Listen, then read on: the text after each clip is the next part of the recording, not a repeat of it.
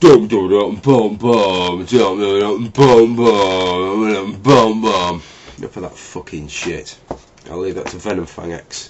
Talk like a clown on camera. I can't be arsed with all of that. He's come up with top 10 atheist strawmen, which is quite a laugh really, because his arguments that he claims that these are arguments used by atheists. The irony of all ironies really is that actually he's just made 10 straw men himself, and not even very good ones. The first one, and the first atheist argument he goes for, is that the atheists say there is no God. Of course, the biggest problem with that is that isn't actually an argument, that's a statement. So whereas atheists may say that, they're not saying that as an argument, they're saying it as a statement. He then says if you say that, then it's got to be a balance of evidence. Look at the evidence on each side, decide which one's the best. I like that. I like his line of argument there.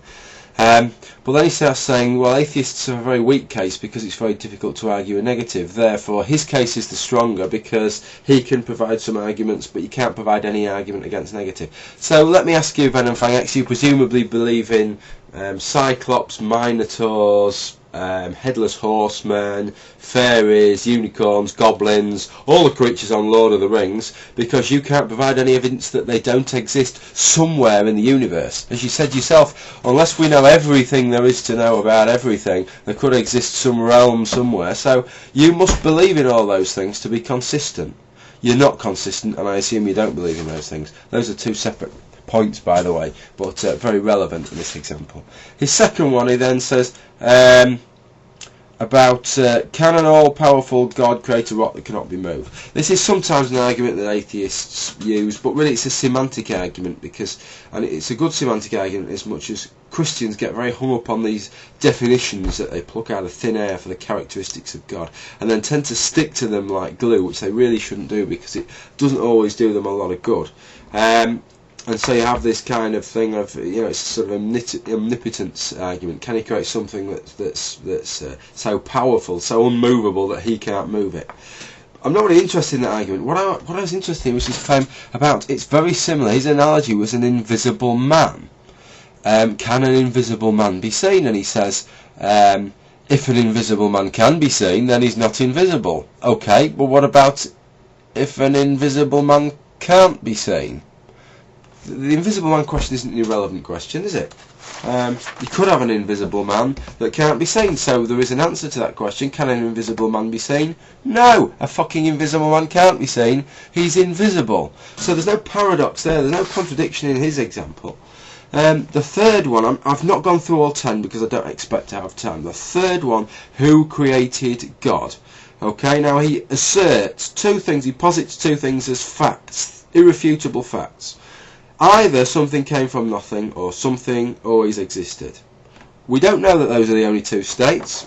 We don't know if something always existed, whether it was always the same thing or whether some things have always existed, not one specific thing, or what that thing would be. That thing could just be a set of laws.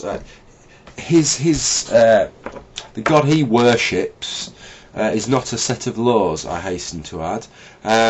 Now, so he posits these two things. He says either something came from nothing, something came from nothing, or nothing came from nothing, or something like that, or something always existed. He says the first one can't be true, therefore the second one's true. Well, he's posited two things. He's and denied the fact there could be a third way or a 10th way.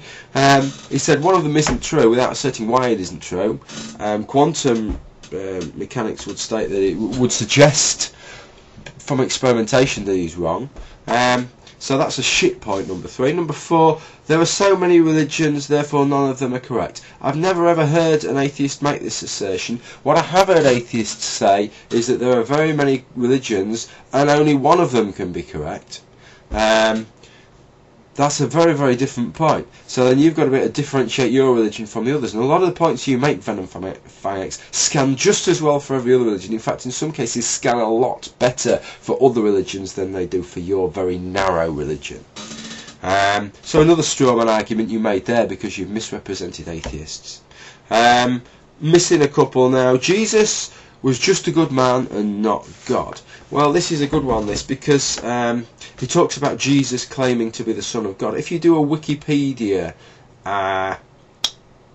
search for Jewish, your best one is Jewish Messiah claimants. You'll find a whole number of people just around the time of Jesus, just before, just after, claiming to be the Son of God. And people ever since and before that time have claimed to be the Son of God. And they all said, I am the Messiah. So presumably we should take all those at face value as well, and we should say they're all the Son of God. In fact, the strange thing is that Jesus did very, very little to claim to be the Son of God. And after Jesus died, his followers didn't seem at first to pick up on the fact he was the Son of God. And it took the church, the established Christian church, several years before they rubber-stamped that he was the Son of God. So there's very little claim to be Jesus the Son of God initially, and that seems to have developed afterwards.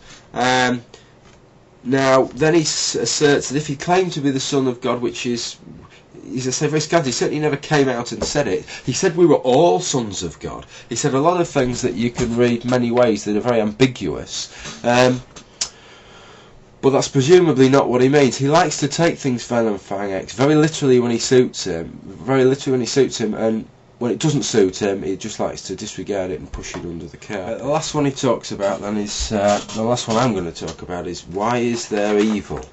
He talks about atheists saying that evil is incompatible. Sorry, I've got a bit of a hay fever today. That evil is incompatible with a good God. Well, first off, I'd prefer not to talk about evil. I'd prefer to talk about suffering, because I think it's a lot clearer what suffering is. It's a much clearer concept to deal with. And he gives a kind of anecdote about it. So I'd like to give an anecdote of my own. And my anecdote is that I'm going to be walking down the road here, and I've got I come across somebody who's had a heart attack on the road. And not only that, I'm not doing anything in particular. I've got all day nothing to do. I've got a defibrillator stuck under my arm, ready to go. One of those automatic defibrillators, you just put it on somebody's chest and it just runs itself. But I don't do anything. I just think, like, guy's having a heart attack, he's going to die. I don't think I'll do anything. I'll just carry on and bum about in town. Okay? I think even VenomfangX would find that pretty sick. He would probably say I was evil. And in those terms, I don't mind the use of the word evil. God does exactly the same thing. His God does exactly the same thing all the time. You know, there was a tsunami a few years back, over 200,000 people died. God didn't have to do anything, hardly. He hardly had to lift a finger. He could have just planted the thought in a couple of 100,000 people's heads. Go inland 10 mile. You know, go inland 10 mile for a couple of days. Have a bit of a holiday, have a bit of a break, just for whatever it is. Just give them the urge to go inland for 10 miles. He didn't do that. If I could have done that, if you knew that I could have done that and I didn't do it, you would say I was evil.